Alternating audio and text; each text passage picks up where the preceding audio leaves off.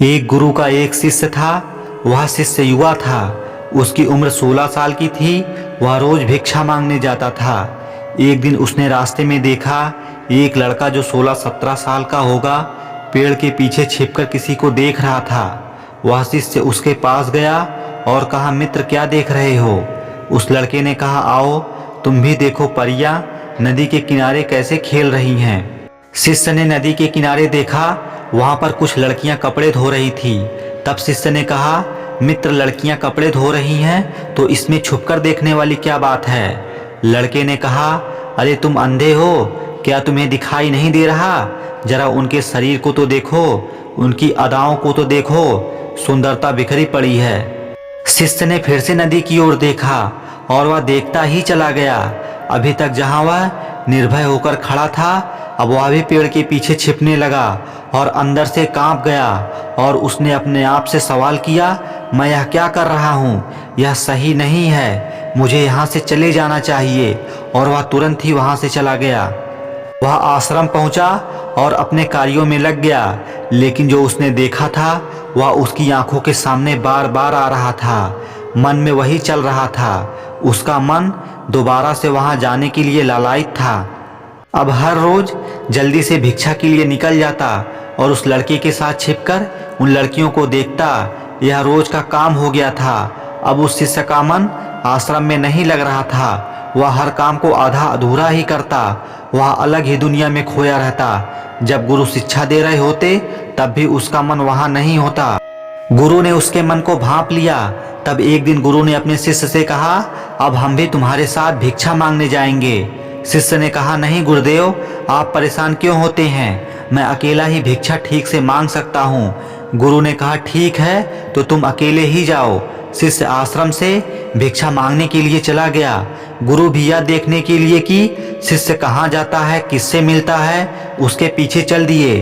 कुछ दूर जाने के बाद गुरु ने रास्ते में देखा कि उनका शिष्य एक लड़के के साथ पेड़ के पीछे अपराधियों की तरह छिप रहा है और कुछ देख रहा है। गुरु अपने शिष्य के पीछे जाकर खड़े हो गए और उन्होंने देखा कि उनका शिष्य छिपकर नहाती हुई लड़कियों को देख रहा है।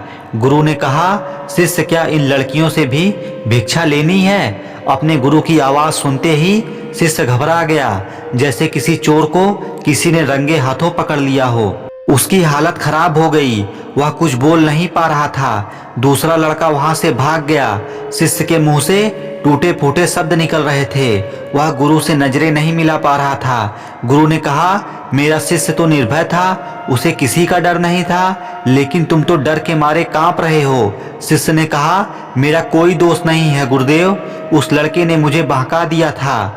आपकी शपथ खाकर कहता हूँ कि मैं कभी दोबारा ऐसा नहीं करूँगा, मुझे माफ कर दीजिए। गुरु ने कहा, कोई बात नहीं, लेकिन यह बात हमेशा याद रखना, हम जैसी संगति करते हैं हमारे मन में वैसे विचार होने लगते हैं। इसलिए अच्छी संगति करो ताकि तुम्हारे भीतर सकारात्मक ऊर्जा प्रवाहित हो सके। वह शिष्य फिर से अपने आश्रम के कामों पर ध्यान देने लगा। वह उस रास्ते को छोड़ दिया। वह दूसरे रास्ते से जाता और अपना काम ध्यान से करता। समय बीतता गया। धीरे धीरे उसके भीतर क्रोध की उत्पत्ति होने लगी। वह दूसरों शिष्यों पर क्रोध करता और बेचैन रहता। ना ही सही समय पर भोजन करता।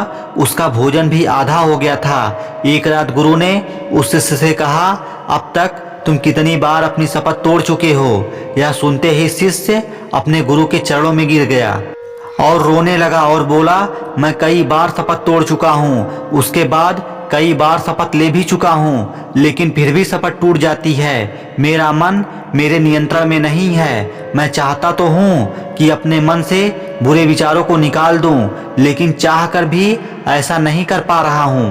गुरु ने शिष्य को उठाया और आश्रम के बगीचे की ओर ले गए और कहा, देखो यहाँ कुछ नालियां बनी हैं जिससे नदी का पानी इन पौधों तक आ रहा है। यह पानी निरंतर एक बहाव से आ रहा है। क्या तुम इस बहाव को रोक सकते हो? शिष्य ने कहा, हाँ क्यों नहीं। तब शिष्य ने कुछ रेत उठाकर उस नाली में डाल दिया। वह पानी कुछ देर के लिए रुका और फिर उस रेत के ऊपर से निकल गया। गुरु ने कहा, अरे यह पानी तो रुका ही नहीं। तब शिष्य ने कुछ कंकड़ पत्थर उठाकर एकत्रित किए और उसे नाली में डाल दिया। पानी कुछ देर के लिए रुका, लेकिन फिर से उस कंकड़ पत्थर के ऊपर से पानी निकल गया। गुरु ने कहा, यह क्या? अगर मैं शपथ लूं कि इस पानी को रोक दूंगा तो यह क्या नहीं हो सकता?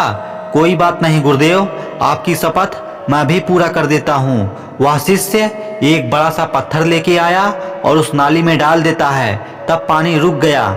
शिष्य ने कहा, देखा गुरुदेव, पानी रुक गया, आपकी शपथ पूरी हुई। गुरु थोड़ा सा मुस्कुराए और बोले, ध्यान से देखो, पानी रुका नहीं, वह पीछे की नाली तोड़कर बाहर आ गया और अगल बगल बह रहा है और इस पत्थर के आगे भी आ गया और अपना रास्ता बदलकर फिर से आगे की ओर बहता चला जा रहा है। गुरु ने कहा, तुम्हारे साथ भी तो ऐसा ही हो रहा है।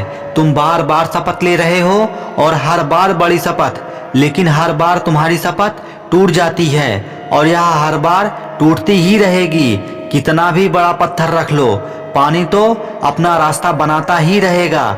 यह देखकर शिष्य निराश हो गया और कहा, गुरुदेव, क्या इसका कोई रास्ता नहीं है जिससे कि मैं अपनी शपथ पूरी कर सकूं और मैं सही रास्ते पर चल सकूं? बुरे विचार मेरे मन में ना आए। गुरु उसे उस नदी के पास ले गए जहां से बगीचे में पानी आ रहा था। गुरु ने कहा, यह पानी इस नदी से आ रहा है और हम इस रास्ते को यहीं से बंद कर दें जिससे यह पानी बगीचे में जा रहा है, तो क्या हमारी शपथ पूरी नहीं हो सकती? शिष्य ने नदी से निकलने वाले रास्ते को पत्थर और रेत डालकर बंद कर दिया। शिष्य ने कहा, लो गुरुदेव, अब आगे पानी नहीं जाएगा, आपकी शपथ पूरी हुई। तब गुरु ने कहा, शिष्य, अगर पानी आगे नहीं जाएगा तब उन पेड़ पौधों का क्या होगा जो बगीचे में लगे हैं? उनको तो पानी चाहिए और उसमें से तो कुछ ऐसे हैं जिनको रोज पानी चाहिए। अगर पानी नहीं जाएगा तो वो मुरझाकर मर नहीं जाएंगे? तब शिष्य ने नदी से पानी जाने वाले रास्ते को दोबारा खोल दिया। तब गुरु ने कहा, अगर हम इस पानी को 10 गुना खोल दें, 15 गुना खोल दें, तो उन पेड़ पौधों का क्या होगा जो उस बगीचे में लगे हैं? तब शिष्य ने कहा, फिर तो सभी पेड़ पौधे नष्ट हो जाएंगे। तब गुरु ने अपने शिष्य के ऊपर हाथ फेरते हुए कहा, तो समझो इस बात को, हमें किसी चीज को रोकना नहीं है, हमें शपथ नहीं लेना है, हमें संतुलन कायम करना है, क्योंकि जीवन पनपता है संतुलित होकर चलने से। संतुलित होकर चलोगे तभी तुम अपने मन को अपने बस में कर पाओगे। अपने अंदर आ रहे गलत विचारों को तुम अपने अंदर से निकाल पाओगे। अब शिष्य गुरु की उन बातों को समझ चुका था जो गुरु उन्हें समझाना चाहते थे। दोस्तों, यह वीडियो आपको कैसी लगी कमेंट में जरूर बताना, और अगर आपने अभी तक हमारे इस चैनल को सब्सक्राइब नहीं किया है तो हमारे इस चैनल को सब्सक्राइब जरूर कर लें, जिससे हमारी आने वाली वीडियो आप तक पहुंचती रहे। धन्यवाद।